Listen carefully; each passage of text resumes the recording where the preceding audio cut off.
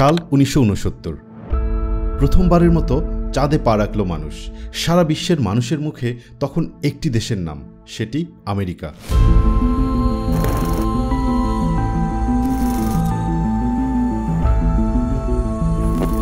কিন্তু আপনি জানেন কি, মানুষের চাঁদে যাওয়ার পেছনে শুধু আমেরিকা না, বরং জার্মানদেরও হাত আছে। আর তারা কিন্তু যে সে কোনো জার্মান ছিল না, বরং এই অসম্ভব সম্ভব করতে সাহায্য করেছিল হিটলারের নাজি বিজ্ঞানীরা।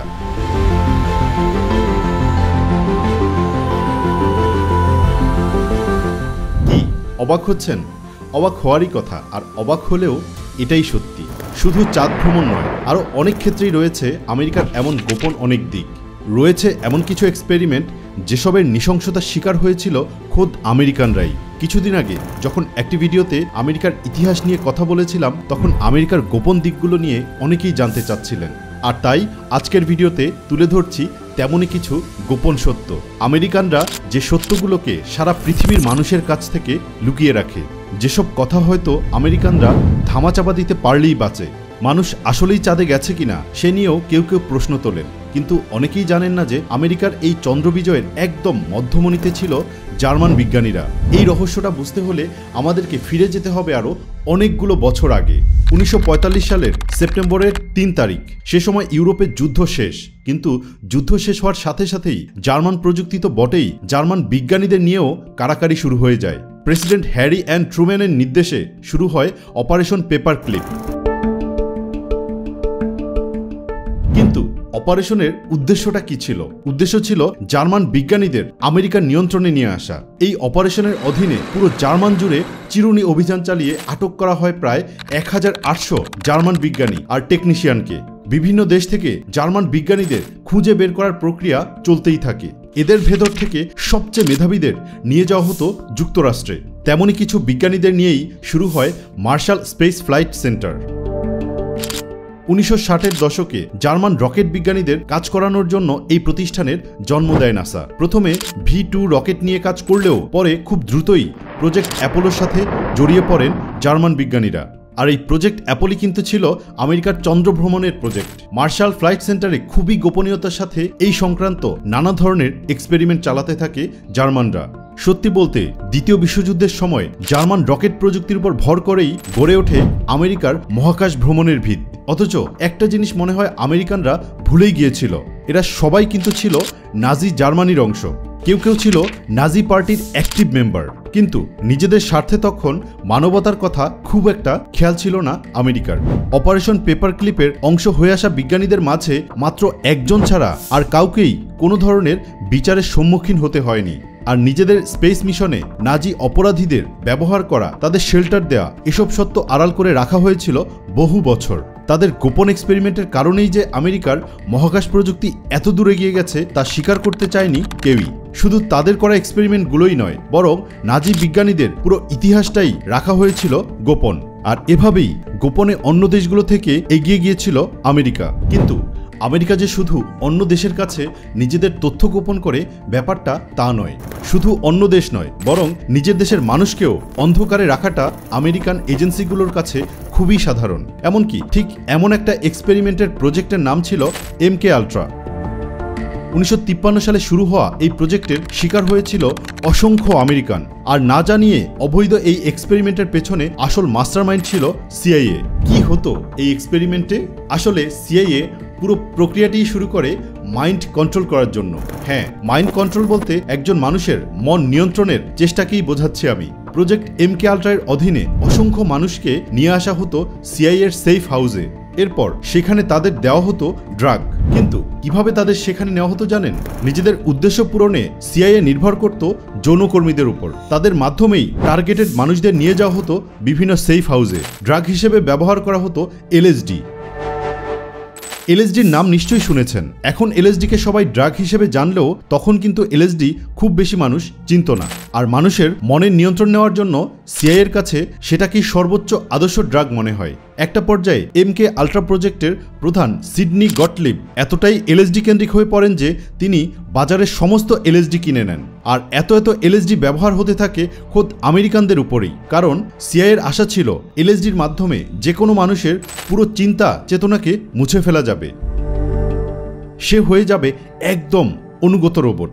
এভাবেই পুরো 50-এর দশক জুড়ে অগণিত ব্যক্তির উপরে এক্সপেরিমেন্ট করা হয়। এক্সপেরিমেন্টের জন্য বেছে নেওয়া হতো একদম অসহায় মানুষদের, যেমন মানসিক রোগী, জেলখানার বন্দী, মাদকাসক্ত, যৌনকর্মী ইত্যাদি। এক মানসিক রোগীকে 174 দিন এলএসডি দেওয়ার রেকর্ডও রয়েছে এই প্রজেক্টে। তবে সিআইএ যে শুধু বাইরের মানুষদের উপর এক্সপেরিমেন্ট করেছিল তা নয়। সিআইএর এজেন্ট থেকে শুরু করে বিভিন্ন military officer, doctor, federal agent অনেকেই ছিল MK আল্ট্রার ভুক্তভোগী, অর্থাৎ নিজেদের লোকদেরও ড্রাগ দিত সিআইএ। সোভিয়েতদের সাথে কোল্ড ওয়ারের নেশায় এতটাই মেতে উঠেছিল আমেরিকা যে এই প্রজেক্ট চলেছিল প্রায় 20 বছর। পরবর্তীতে 1973 সালে এই প্রজেক্ট বন্ধ করে দেওয়া হয়, কিন্তু 1975 সালে প্রকাশ হতে থাকে সিআইএর এই সব কুকীর্তি। অবশেষে 2001 সালে কিছু ডিক্লাসিফাইড ফাইলের মাধ্যমে এই সম্পর্কে পুরোপুরি জানতে পারে পুরো বিশ্ব। তবে নিজের নাগরিকদের উপর শুধু ছোট পরিসরেই না, বরং অনেক বড় পরিসরেও আরও এক্সপেরিমেন্ট চালিয়েছিল আমেরিকা। এখন যে ঘটনাটি নিয়ে বলবো সেটা ঘটেছিল 1950 সালে সান ফ্রান্সিসকোতে। চিন্তা করে দেখুন, আপনার দেশের সরকারই জনগণের উপরে গণহারে ব্যাকটেরিয়া ছড়াচ্ছে। কথাটা বিশ্বাস করার মতো না হলেও এমন ঘটনা আসলেই ঘটেছিল আমেরিকাতে। পুরো ব্যাপারটা ছিল একটা এক্সপেরিমেন্ট, যার নাম দেওয়া হয়েছিল অপারেশন সি স্প্রে। আমেরিকার সরকার মূলত পরীক্ষা করে দেখতে চাচ্ছিল যে কোনো বায়োলজিক্যাল অ্যাটাক হলে সেই ব্যাকটেরিয়া কত দ্রুত ছড়াতে পারে। আর এই এক্সপেরিমেন্টের অংশ হিসেবে একটি জাহাজ থেকে পুরো 2 দিন ছড়ানো হয় সেরাটিয়া নামের একটি ব্যাকটেরিয়া। যদিও আমেরিকার সরকার ভেবেছিল এই ব্যাকটেরিয়া আসলে তেমন কোনো ক্ষতিই করবে না, কিন্তু তাদের হিসাব ছিল সম্পূর্ণ ভুল। এই ব্যাকটেরিয়া যতটুকু ছড়ানোর কথা ছিল তার থেকে অনেক বেশি ছড়িয়ে পড়ে। শুধু সান ফ্রান্সিসকো নয়, বরং আশেপাশের প্রতিটা এলাকায় এই ব্যাকটেরিয়া ছেয়ে যায়। সমস্যা দেখা দেয় সপ্তাহখানেক পরে, যখন শহরের বাসিন্দারা অসুস্থ হয়ে হাসপাতালে আসতে থাকে। সমস্যাটা আরও গুরুতর হয় যখন একজন অপারেশন থেকে সেরে উঠতে থাকা এক রোগী এই ব্যাকটেরিয়ার কারণে প্রাণ হারান। এ নিয়ে খোদ সরকারের বিরুদ্ধে মামলাও করে আত্মীয়রা, যদিও পরে সেই মামলাটি নাকচ করে দেওয়া হয়। কিন্তু এত কিছুর পরেও হুঁশ হয়নি কর্তৃপক্ষের। আমেরিকার ইতিহাস ঘাটলে এমন আরও অনেক এক্সপেরিমেন্টের দেখা মেলে। শেষ পর্যন্ত এই সকল এক্সপেরিমেন্ট বন্ধ করতে রিচার্ড নিক্সন 1969 সালে সকল ধরনের জীবাণুঅস্ত্রের গবেষণা স্থগিত করে দেন। সবশেষে যেই এক্সপেরিমেন্টটি নিয়ে বলবো সেটার সুফল সারা বিশ্বের সমস্ত মানুষ ভোগ করছে। আর তাই হয়তো এই এক্সপেরিমেন্টের ভয়াবহ দিকগুলো নিয়ে কেউ কিচ্ছু বলে না। কিন্তু চলুন জেনে আসি গুয়াতেমালা এক্সপেরিমেন্টের সম্পর্কে। যেই এক্সপেরিমেন্টের কারণে আবিষ্কার হয়েছিল সিফিলিসের ঔষধ, কিন্তু একই সাথে জীবনভর ধুঁকতে হয়েছিল 1500 মানুষকে। যদি প্রশ্ন করা হয় পৃথিবীর সবচেয়ে ভয়াবহ কারাগার কোনটি, উত্তর আসবে গুয়াতেমালা ডিটেনশন ক্যাম্প। আর সেই জেলখানার বন্দীদের উপরেই চালানো হয়েছিল আমেরিকার ইতিহাসের অন্যতম জঘন্য এক্সপেরিমেন্ট। এই এক্সপেরিমেন্টের শুরু হয় দ্বিতীয় বিশ্বযুদ্ধের পরপর, মানে 1946 সালে। বিশ্বযুদ্ধে লড়াই করে আমেরিকার অনেক সৈনিক তখন সিফিলিস, গনেরিয়া আক্রান্ত। তাই এর প্রতিকার খুঁজে বের করার দায়িত্ব দেওয়া হয় বিজ্ঞানী জন সি কাটলারকে। কাটলারের পরিকল্পনা অনুসারে প্রায় 5500 মানুষের অনুমতি না নিয়েই তাদের শরীরে প্রবেশ করানো হয় সিফিলিস জীবাণু। এমনকি এর মাঝে ছিল 10 বছরের বাচ্চাও। সেই তালিকায় ছিল সাধারণ বন্দী, যৌনকর্মী, সৈন্য, মানসিক রোগী থেকে শিশু। সবচেয়ে বেশি ছিল গুয়াতেমালা ডিটেনশন ক্যাম্পের বন্দীরা। কাটলারের উদ্দেশ্য ছিল খুবই সহজ। তখন পেনিসিলিন নতুন নতুন চিকিৎসায় ব্যবহার হচ্ছে। এই পেনিসিলিনের কার্যকারিতা দেখার জন্য কোনো কোনো বন্দীকে সে ওষুধ দেওয়া হতো, আবার কিছু বন্দীকে ঔষধ না দিয়েই ফেলে রাখা হয়। এমনই প্রায় 1500 অভাগা মানুষের ভাগ্যে পেনিসিলিন জোটেনি। ঔষধ ছাড়াই তারা ধুঁকতে থাকে। অফিসিয়াল হিসেব অনুযায়ী এই পরীক্ষায় প্রাণ হারায় মাত্র 80 জন বন্দী, কিন্তু বাস্তব সংখ্যাটা তার চেয়ে অনেক অনেক বেশি। এরকম আরও অসংখ্য ভয়াবহ এক্সপেরিমেন্টের মধ্য দিয়েই আজকের অবস্থানে আমেরিকা।